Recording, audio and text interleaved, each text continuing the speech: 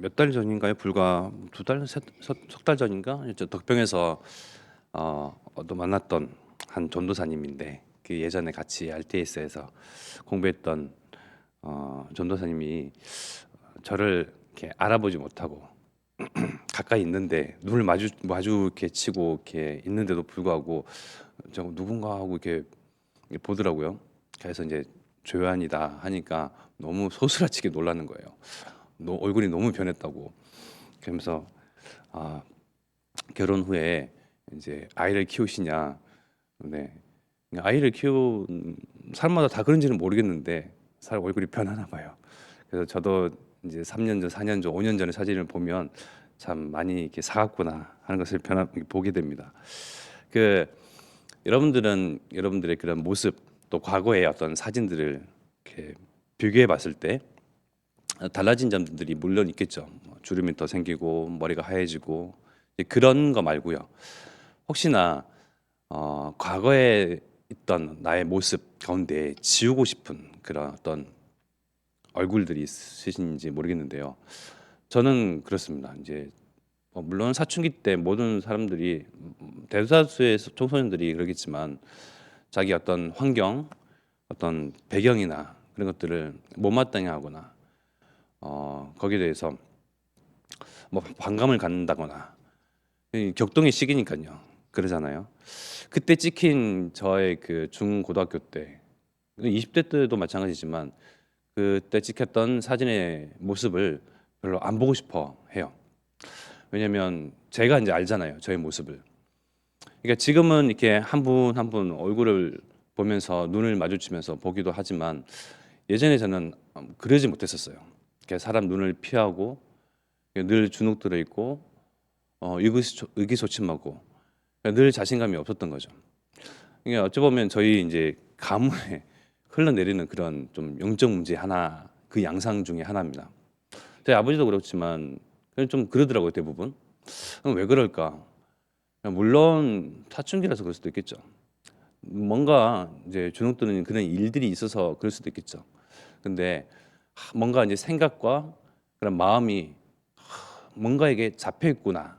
제가 제 모습을 볼 때, 과거의 모습 볼 때에 별로 지금도 보고 싶어 하지 아니하는 그런 모습과 사진들인데 훨씬 점점 어립니다. 뭔가 생동감과 생기가 넘쳐야 되는데요.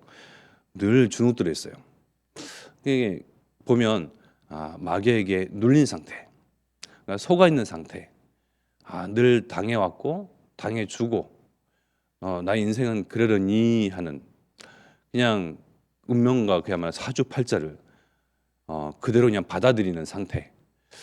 그런 찍혀 있는 나의 모습을 예전에 보고 지금의 나의 모습을 보면요, 많이 상했죠. 쭈글쭈글합니다. 외적으로 나이가 들었으니. 그런데 지금의 모습이 훨 나아요. 제가 볼 때는요. 갈수록 복음의 깊이가 또 말씀 속에서 또 복음 안에서 하나하나 알아가지고 또 알아가지니 내 마음이 자유케 되어지고 이 진리의 말씀을 통해서 그동안 내가 속아왔구나 그런 영적인 것을 발견하게 되고 억누르는 것이 사단의 일인데 왜 그랬을까? 우리 모든 여기 앉아 계신 분도 마찬가지지만 한 사람 한 사람 그야말로 이 세상을 살리는 영적 군사로 또 하나님 나라를 세우고 확장시켜가는 일에 영적인 군사로 하나님께서 우리를 부르셨는데 그런 영적인 신분과 권세 나의 마땅히 할 일 본분을요 놓치게끔 하는 거거든요. 뭘 하든지 손대는 것마다 안 돼. 뭘 해서도 안 돼. 하는 것마다 실패해. 뭘 지속할 능력도 없고 어떤 의지도 없고 그러다 보니 늘 이렇게 스스로를 세상과 또 무리와 어떤 조직에서 내가 스스로 소외시키고 당해왔구나, 속아왔구나 그런 것들을 예배와 또 말씀과 복음의 광채가 내 안에 비춰지니 발견되어지는 것들이죠. 그래서 1절의 말씀과 같이 누가 지혜자와 같으며 누가 사물의 이치를 아는 자이냐 사람의 지혜는 그의 얼굴에 광채가 나게 하나니 그의 얼굴에 사나운 것이 변하느니라. 지혜를 통하여서 비로소 우리는 진리를 깨닫게 되고 진리가 내 안에 머물게 되니요 많이 오해하고 속아왔고 당했던 억눌려 왔고 자유하지 못했던 것들로부터요 자유하게 되고 해방되어지고 뭔가를 깨달으니 그죠? 나의 얼굴 빛부터 바뀌는 겁니다. 외형은 바뀌잖아요. 더 사가가는데 광채가 나는 그런 얼굴로 변모한다는 겁니다. 어떻게 할 수 있죠? 나를 마주하는 세상 사람들은 그것을 느낍니다. 아유, 내 자신, 내가 스스로 봤을 때는 그냥 머리가 하얘지고 주름이 깊어지고 뭔가 그건 못마땅할 수 있는데 세상 사람들은 영적인 존재잖아요. 우리도 영적인 존재입니다. 영적인 나의 속사람이 거듭나고 변해가는 거거든요. 늘 말씀 통하여서요. 말씀 빛이 비춰주니 당연히 소생케 되어지고 소성케 되어집니다. 그런 것을 알게 모르게 내 주변의 사람, 나의 학업과 또 산업의 현장, 나의 만남의 그 모든 속에서 사람들이 알아본다는 겁니다. 신기하죠. 나도 나를 잘 알지 못하고 상대도 나를 잘 알지 못하나 느끼는 바가 있습니다. 세상 사람들은 같이 어울리고 세상 사람들과 이야기하고 뭐 요즘에 사회, 정치, 경제 문제, 뭐 여러 가지 문제에 대한 그 현안의 그런 문제들 그런 것들 같이 나누고 이야기하지만요 결론이 다르거든요. 결론이요 우리는 평안으로 또 정확한 답이 있기 때문에요 다른 이야기를 해요. 근데 그들은 계속 꼬입니다. 생각이, 오해가, 갈등이, 아픔이, 상처가 어느 풀리는 것 없이 계속 꼬여갑니다. 그런데 마주하고 같이 대면하고 이야기하는 와중에 우리를 통해서 답을 찾는단 말이에요. 나를 통해서 저와 여러분 통해서 뭔가 진리를 조금씩 발견해 나가요. 뭔가 다르다는 것을요. 분명히 영적인 존재인 사람들은 느끼고 발견해 갑니다. 그래서 스스로 우리가 정말 자신감을 가질 것은 분명히 복음의 말씀, 이 진리의 말씀입니다. 정말 멸망 가운데서 생명으로 옮겨지는 그 말씀, 이 진리의 말씀을 우리는 알고 있고 믿고 또 영접하고 분명히 우리의 이름은 하늘나라 생명책에 기록되어 있으며 영생을 얻는 그러한 축복이 우리에게 임하여져 있고 더군다나 하나님이 24 성령으로 나와 함께 하시잖아요. 그래서 우리가 다른 요인 때문에 주눅 들고 또 의기소침하고 사람을 마주하는 데서 두려워할 필요가 없습니다. 아무리 내 앞에 성공자가 있을지라도 아무리 잘 나가고 아무리 가진 자가 있을지라도요 물질에 묶여 있는 자들입니다. 그 성공 중심에 사람과 세상 중심에 나 중심 가운데에 얽매여 있는 사람들입니다. 그들은 표현하지 못할 뿐이죠. 거기서 해방되고 싶어해요. 거기서 자유케 되고 싶어합니다. 왜? 영적인 존재거든요. 그들을 묶고 있는 이는 누구죠? 우리와 반대로 사단 배경 속에서 살고 있습니다. 마귀에게 눌린 자들입니다. 꼭 볼 때에 주눅 들어 있는 사람만 마귀에게 눌려 있는 것이 아니고요. 떵떵거리고 내가 낸데 나는 내가 신이 될 수 있다. 내가 내 인생의 주인이야 하는 사람도 마귀에게 눌려 있는 상태입니다. 영적인 것이기 때문에요. 정말 내가 마주하는 한 사람 한 사람 내 안에 있는 그리스도의 광채가 비춰지도록 또 비춰짐으로써 그들이 그것을 깨닫도록 정말 귀 있는 자 또 지혜를 원하는 자 또 살고자 하는 사람 구원 얻고 하나님을 만나고 싶어하는 사람들은요 우리를 통하여 그렇게 됩니다. 그래서 우리가 조금 더 이런 것에 대해서 자신감을 자부심을 가질 필요가 있는 것이죠. 로마서 8장 2절의 말씀을 보니 이는 그리스도 예수 안에 있는 생명의 성령의 법이 죄와 사망의 법에서 너를 해방하였습니다.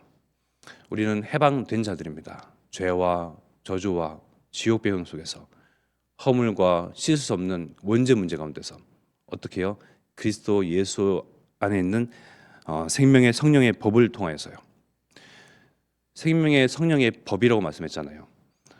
하나님의 말씀, 하나님의 언약, 하나님의 약속은요. 바로 반드시 지켜지는 법입니다. 삭제되지도 수정되지도 개헌되지도 개정되지도 않는 법입니다. 한번 선포된 말씀은 그대로 쭉 갑니다. 그 생명의 성령의 법을 통해서 내가 살아났고요. 그 생명의 성령의 법을 통해서 이제는 지역과 현장과 업을 살리기도 합니다. 사전의 말씀 전도서 8장 4절의 말씀에 보면 왕의 말은 권능이 있나니 누가 그에게 이르기를 왕께서 무엇을 하시나이까 할 수 있으랴. 5절 명령을 지키는 자는 불행을 알지 못하리라. 지혜자의 마음은 때와 판단을 분별하나니. 생명의 성령의 말씀, 이 말의 권능을 가지고 말씀의 권위를 가지고 우리는 현장 속으로 나갑니다. 나는 비록 초라할 수도 있어요. 나는 비록 연약할 수도 있습니다. 그러나 내가 내 입술에서 입 밖으로 꺼내지는 권능의 말씀을 통하여 사람을 살립니다. 현장을 치유합니다. 마귀의 모든 권세를 억압합니다. 묶을 수가 있습니다. 그 말씀의 권능이 비춰지고 선포될 때에 사단의 권세는 무너집니다. 그래서 내게 있는 힘을 보는 것이 아니고요, 말의 힘을 보셔야 돼요. 즉 말씀의 권능의 권위 있는 말씀의 힘, 이걸 통해서 정말 사람을 변화시키는구나, 현장을 치유하는구나, 흑암 역사는 모든 것을 무너뜨릴 수가 있구나. 왜? 내 말이 아니잖아요. 천지를 지신 하나님의 말씀이거든요. 천지 가운데에 또 지금은 죽음의 세력을 잡은 자 사단에게 모든 전 세계, 모든 만민, 모든 족속들이요 억압되어 있고 그 안에, 그 굴레 안에서 속박되어 있고 종되고 노예되고 속국되고 포로되어 있잖아요. 누가 그 사단의 권세, 귀신의 세력, 그 악의 영들을 무찌를 수가 있겠습니까? 오직 예수 그리스도만 선포될 때에 사단은 벌벌 떨거든요. 어떤 권능자, 권위 있는 사람, 위정자, 어떤 권력을 가진 사람도 두려워하지 않습니다. 오직 예수 그리스도 그 이름만 사단은 반응을 합니다. 그 말씀을 선포하는 이는 바로 저희들이거든요. 그래서 하나님의 말씀을 내 입술에 담고 선포될 때에 권능이 선포되는 것입니다. 나를 보고 두려워하는 것이 아니고 내 안에 있는 그리스도의 복음을 통하여서 선포되지는 이 말씀을 통하여서 사단은 반응하고 벌벌 떠며 결박되어지는 것입니다. 결박되어질 때에 비로소 그 한 영혼들, 그 현장을 장악하고 있던 사단이 무너지는 것이고, 사단의 세력이 무너지는 것이고, 사단의 망대가 무너지는 것이죠. 그 이후에 한 사람 한 사람 건져내는 것입니다. 어떤 이들은 그렇습니다. 왕이 무엇을 할 수 있나이까? 왕의 말은 도대체 언제 성취되는 것입니까? 거기에 대해서 또 베드로후서 3장 9절의 말씀이죠.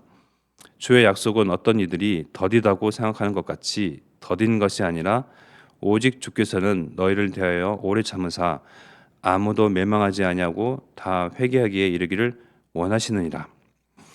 하나님의 말씀, 또 우리에게 주신 언약, 우리에게 새끼손가락 걸고 하신 그 약속은요, 분명한 약속이요 또 성취되는 말씀입니다. 호남과 세계와 후대 복음화라는 언약을 우리에게 새끼손가락 걸고 약속을 하셨습니다. 또 주셨습니다. 그 언약 때문에 우리가 반응하고 언약으로 인해서 살아가고 언약 성취를 맛보고 또 보고자 하는 그 소망이 있습니다. 세상 법, 또 세상의 어떤 윤리, 도덕, 규칙들은요, 또 조례들은요, 부당한 것이 있을 수도 있습니다. 어떤 이들은 이것이 내게 있어서는 해가 된다고 여기는 것도 있을 수도 있습니다. 그러나 하나님의 명령, 말씀, 언약은 무엇입니까? 부담이 되는 것이 아니고요, 그 안에 생명이 있습니다. 하나님의 명령과 말씀과 언약은요, 소망이 있습니다. 또 그것을 또 보고 맛볼 때에 즐거움이 있습니다.